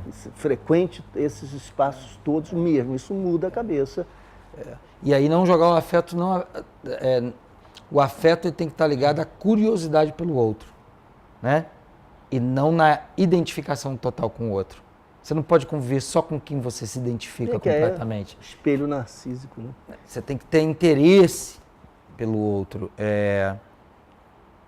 E a sua proposta de política cultural?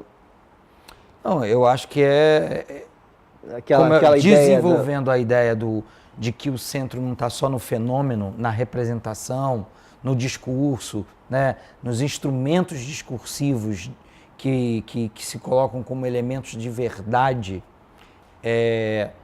O centro também está no ator social, no sujeito. Então, é tão importante como desenvolver a linguagem estética, você pensar que atores vão estar desenvolvendo aquela linguagem estética ali. Quantas pessoas têm de origem popular fazendo cinema, quantas produtoras em distribuição na cidade do Rio de Janeiro, em território, se tem só concentração. Então, a distribuição, a circulação é importante. E a trajetória cultural, né, a trajetória na cidade, ela é tão cultural quanto o consumo individual de algo, a experiência individual.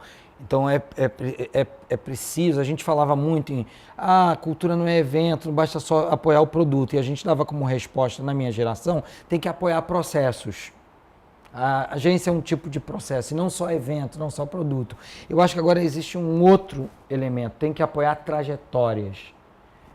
O jovem não pode ser só aluno de um único lugar, ou de uma única ONG, ou de um único grupo, ou estar num único território. Então tem que ter uma bolsa para essa circulação, porque ele vai com o desejo dele passando pelos grupos constituídos. E ele vai constituindo uma outra combinação de cidade que aparece. Você imagina, eu brinco que os pobres no país, um dia desse estava num restaurante japonês, o nome do cara é Iramar. E eu perguntei ele, cara, porque ele trabalha num restaurante garçom, né, servindo. E ele falou, meu nome é Iramar porque minha mãe vem lá do sertão, do cearense, e minha mãe queria ver o mar. E como ela não conseguiu ver o mar, ela botou o nome de Iramar. Na hora, cara, sua mãe é uma poeta.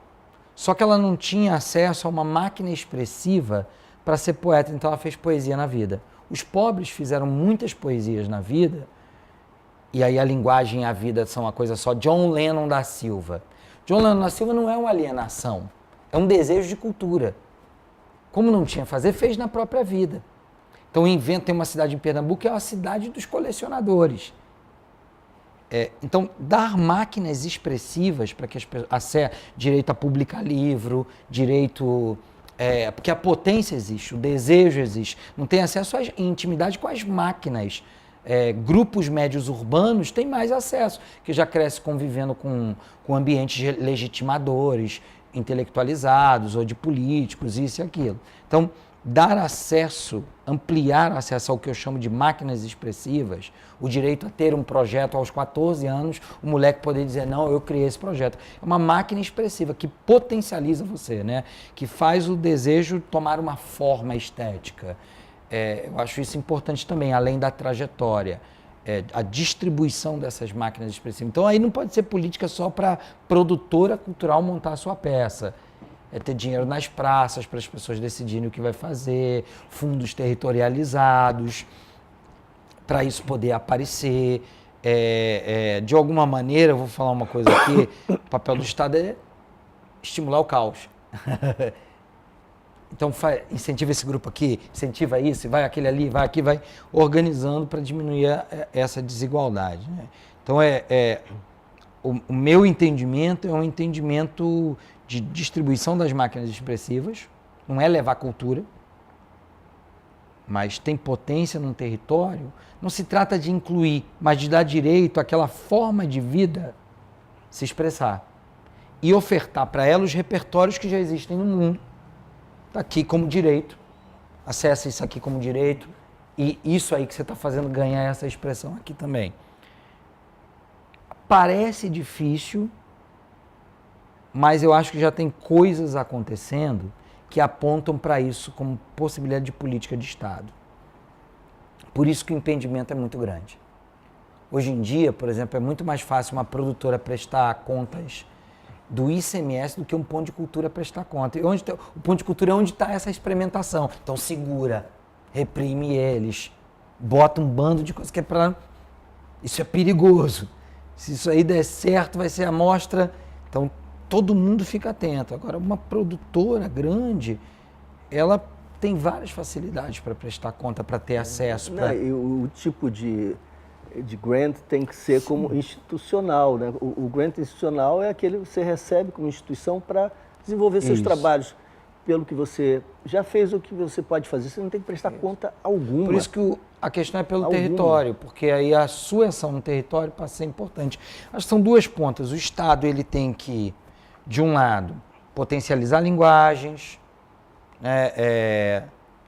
distribuir as máquinas expressivas. Então não pode ter só produção de cinema na Zona Sul, tem que ter na Baixada Fluminense a partir das produtoras de lá. E de outro lado ele tem que ter uma política direta com os sujeitos também, e não só com os mediadores. Vou chamar que esse campo da cultura são mediadores da sociedade. Então nesse sentido de pensar uma bolsa para a juventude circular, é uma maneira também de estar na outra ponta, criando uma política pública de relação direta, e não só com o intermediário. Você tem um mediador, que é um tipo de sujeito de direito também, que a gente classicamente deu a tarefa para esse mediador trabalhar com o restante da população. Acho que o Estado precisa se relacionar com isso aqui também, e o Bolsa Família é uma prova de que isso é possível. A prova mais complexa que isso é possível. Isso me instiga. Eu fico querendo pensar isso, desdobrar, ver experiência. Então, se antes a gente produziu eventos, depois processos, isso já está consolidado. Agora acho que trajetórias, porque aí liga o ator social, né? Criando o ambiente da arte para que as pessoas possam produzir as experiências artísticas que vão ir aparecendo. Essa experiência do Home Theater eu acho que é seminal, e ela de alguma forma dialoga com a experiência nórdica, sobretudo sueca, dos grupos de estudo. Até o final do welfare, até o início dos anos 90, na Suécia, era possível que qualquer cidadão, desde que agregasse mais 3 ou 4 nesse projeto, recebesse de 15 em 15 dias a visita de um professor que viria de qualquer outra parte do país. Para um estudo que eles estão fazendo. Podia ser sobre astrologia, violoncelo, física quântica, botânica, arranjos florais, culinária, etc.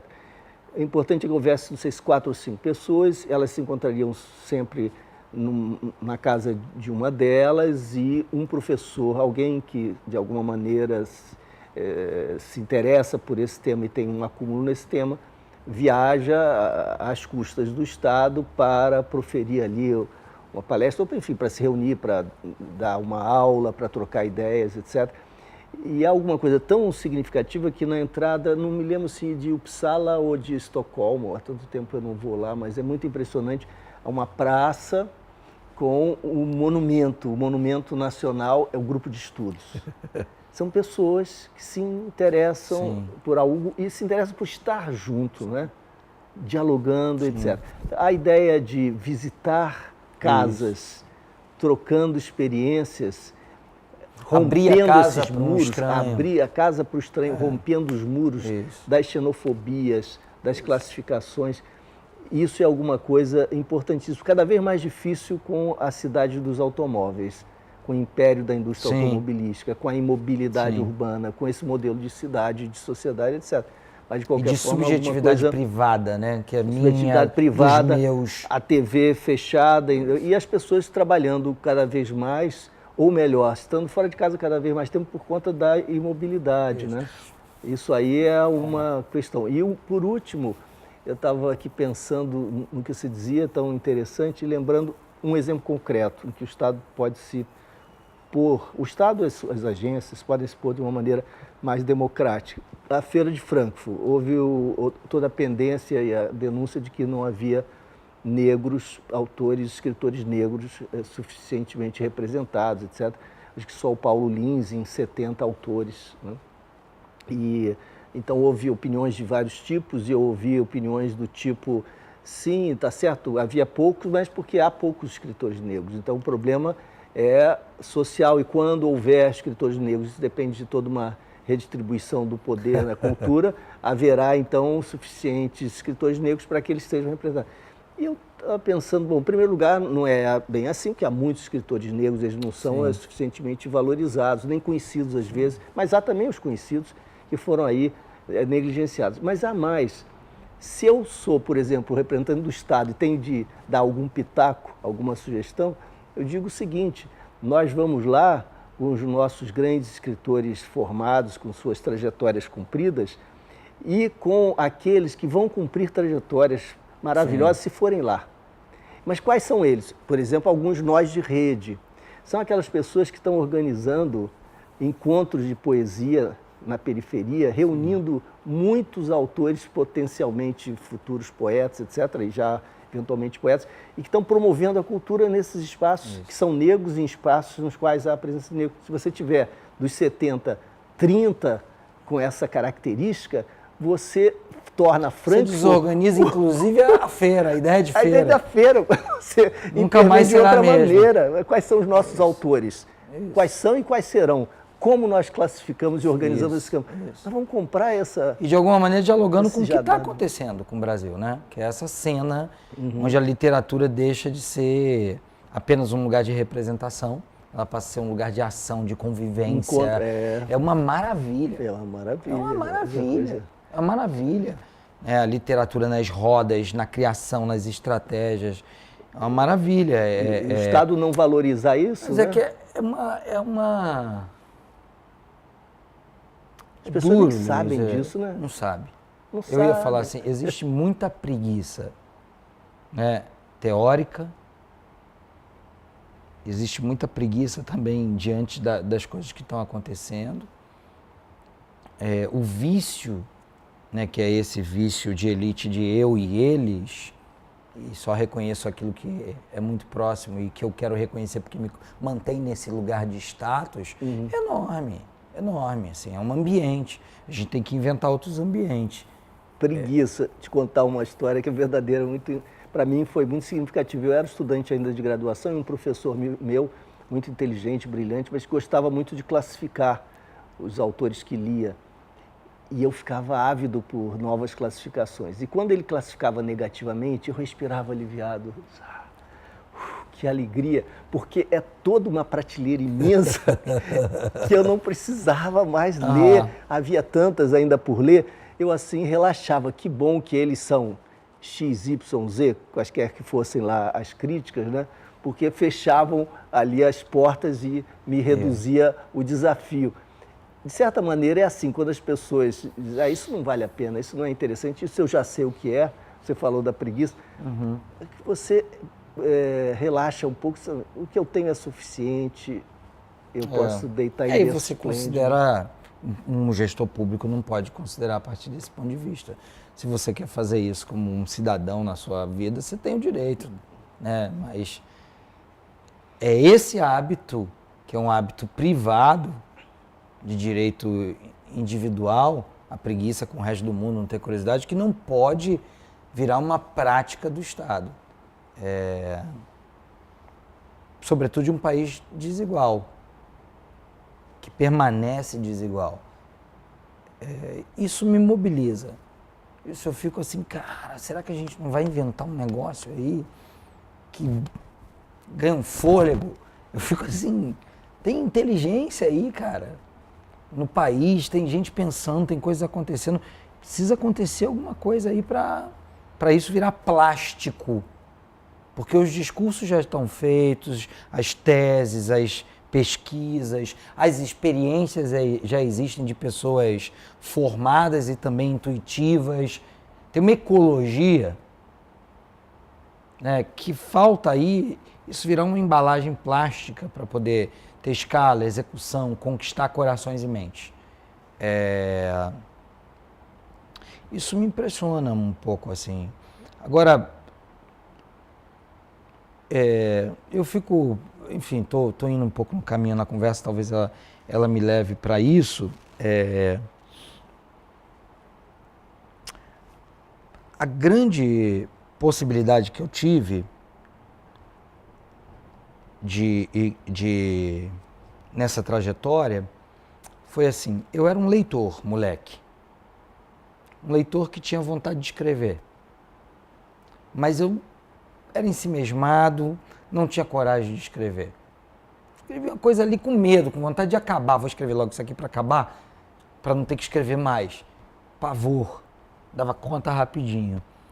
E essa trajetória toda que eu fiz, né, de expressões, movimentos, isso, foi me encorajando a escrever. Eu me sinto muito... Era uma coisa, um desejo, era uma dimensão da minha existência que eu colocava como uma questão e que essa trajetória toda cultural, política, de ação, foi me encorajando a isso. Então, talvez o caminho diante de um desejo para algo que já tem um repertório tão estabelecido de escrever, então vai aprender a escrever, não seja só um caminho reto de ir para as formas de aprender a escrever. Talvez exista, e talvez isso que a gente tenha que criar a possibilidade dos caminhos. A Paula Brausten da Bahia, da faculdade lá da Universidade da Bahia, diz que eu quero o impossível, que eu quero criar uma política pública para a errância. E o errante nunca vai ter política pública. Porque eu acho que o errante não é o outro, não é o outsider. Não é verdade. Eu acho que o errante não é um tipo, né? Eu acho que... Basta botar bebedouros em vários hubs, bebedouros. Hubs de dimensões diferentes. Essa é a diferença de circulação e mobilidade. Hoje na cidade as pessoas circulam. A mobilidade é quando você tem conexões para potencializar a sua trajetória em vários lugares. De informação, a coisas que te levam para outro lugar. Pontos de parada, né? Pontos de parada. Um açougue, nesse sentido, a contribuição da sociedade civil é muito foda, né? Um açougue que vira livraria, isso é mobilidade. Porque faz uma conexão dentro da cidade que entorta, né? A mobilidade é essa, pum. Claro, eficiência, rapidez, previsibilidade. Hoje a gente circula. Os pobres circulam nessa cidade há muitos anos. O que não tem é mobilidade, que deixa invisível as pessoas, porque você não se potencializa. Então vai de uma ecologia de ações. Eu acredito que por isso apoia trajetórias, né? A mobilidade é decisiva para a democracia e para a redução da desigualdade. Não é só atender a pessoa onde ela está, mas colocar em ação, colocar em circulação. Atender onde está é o direito básico que todos temos que ter das mesmas oportunidades. E aí a provisão de repertório não é só do consumo. Não é? Sim. Aí você cria espaço para... Essa ideia de que o repertório vem só pelo consumo é barbárie. É barbárie dentro da sua civilização, porque você já está limitando quem não consuma isso. A acessar esses repertórios. O conhecimento do mundo se está submetendo a uma experiência de uma determinada época da humanidade, que é a experiência moderna. Muito reduzida e muito empobrecida. Um tipo de experiência com isso. Então, se eu for medir assim, né, eu acho que nessa trajetória eu tomei coragem de escrever. Isso tudo para tomar coragem de escrever. E é legal. É interessante porque, por outro lado, escrever, marcar com seu traço, deixar um rastro, é também apor um nome que, de alguma forma, representa e simboliza uma certa identidade ou ideia de identidade, né? E por mais dinâmica que seja a escrita, você tem pontos aí de fixação. Então, de alguma maneira, um encontro também com esses personagens que você vai criando, que em algum momento você precisa cristalizar, não para fossilizá-lo, né? Mas para dotá-lo de alguma forma precisa, para que ela seja fonte de outros saltos, né? Sim, claro. Um momento assim de... Queria um repertório para outra. E eu vou te fazer 3 últimas perguntas. Sim, senhor. Você vai entender por quê. Fudeu.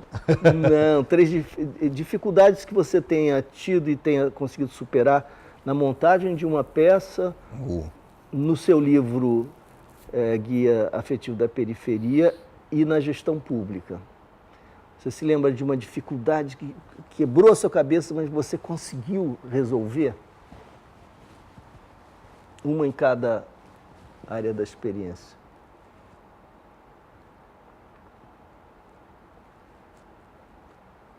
No guia foi acreditar que eu podia escrever. E aí veio a ideia de gravar. E eu sentei com o Júlio e o Júlio me foi fazendo perguntas. E aí paguei uma pessoa para transcrever. Aí a partir disso fui escrever em cima. No guia, então, foi essa coragem para escrever, que aí essa estratégia de gravar, transcrever e ter alguém... Eu, pensando aqui agora, durante muito tempo, sempre que eu estou escrevendo alguém, eu chamo alguém para ler. Então eu não consigo escrever sozinho o tempo todo, eu tenho que ler para alguém. Por isso que eu acho que o Facebook me fez bem, que eu fiquei escrevendo muito durante um tempo para ver e aí continuar diante da recepção. Que é a lógica do teatro, né? Você faz para mostrar e tal. E agora estou conseguindo com mais fôlego e com estratégia e tal. Então isso foi uma dificuldade que veio isso, essa estratégia. A segunda, do poder público,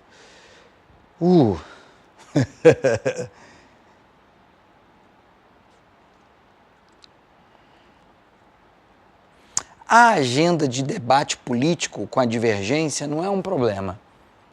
Eu vejo ela como uma construção, de sentar com pessoas diferentes, discutir, pactuar, divergir, né? O tempo do Estado é um tempo que faz a pactuação da divergência, quando você chega num pacto, faz desacreditar. Então, às vezes, você está tudo pronto, com o movimento social preparado, com as discussões pactuadas, a equipe engajada, mística, e o Estado tem um tempo... não sei como resolver isso. Isso, para mim, é uma dificuldade. E que aí... a resolução é botar o processo debaixo do braço e sentar e conversar com todas as esferas todo dia. Todo dia.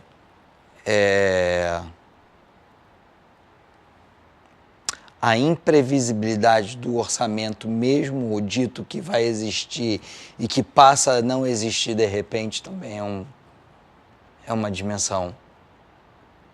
A qualquer momento o orçamento de uma secretaria pode sumir.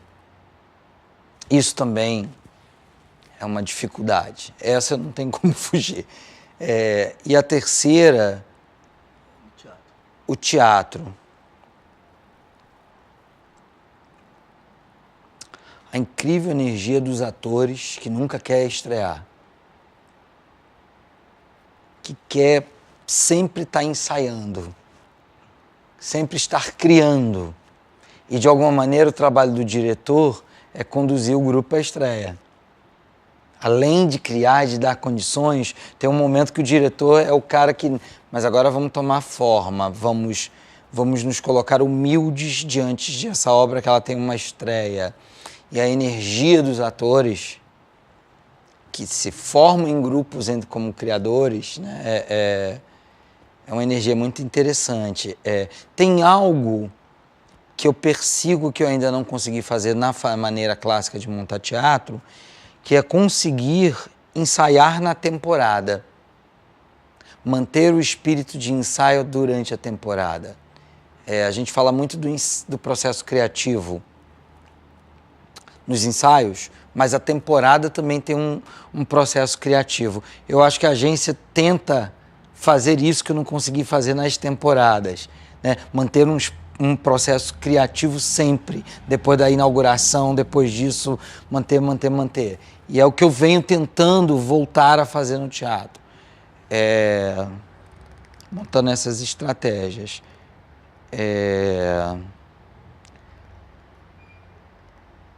Eu acho que diante da dificuldade, humildade para dizer estou com dificuldade. Acho que isso precisa ser dito, não adianta só você sentir. Porque precisa dizer, identifiquei que estou diante de uma dificuldade para você e também dizer para outro, partilhar a dificuldade. A gente parece uma estratégia de autoajuda ou uma estratégia fácil, mas a pessoa, o camarada reconhecer que está com dificuldade é um corte cognitivo muito grande numa lógica masculina de enfrentamento de tudo, né? De que você não vai dar conta. Isso eu fui adquirindo ao longo da vida. De partilhar, não sei isso aqui, me ajuda? Estou com uma questão, dá uma lida nisso aqui, o que você acha? E eu me pergunto às vezes, por que eu não fiz isso antes? Por que eu não adotei essa estratégia há mais tempo? Às vezes eu sinto como se eu estivesse começando a vida agora, descobrindo as coisas agora, sabe assim, tem isso aqui, dá pra viver assim, dá pra viver dessa maneira. E em relação à dificuldade é isso, né? Porque diante da dificuldade eu botava força. O meu repertório é de força. Vamos olhar, né? Vamos olhar, vamos pensar estratégia, vamos chamar outros olhares, vamos não considerar que a dificuldade é um ataque a você. É um ego enorme achar que a dificuldade apareceu só para me ferrar. É comigo. Não, a dificuldade é do processo.